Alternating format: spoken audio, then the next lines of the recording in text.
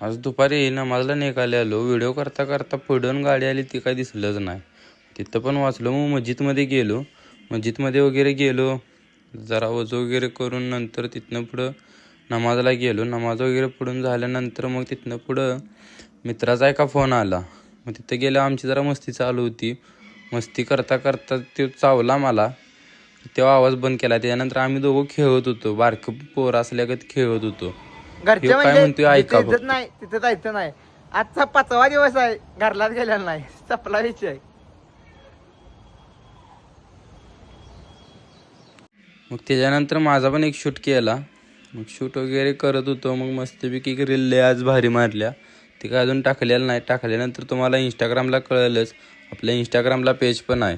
मम्मीने एक गिफ्ट मागितलेलं बड्डेला काय आलं नाही. मग बड्डे होऊन 2-3 दिवस झाल्यानंतर गिफ्ट एक आलं.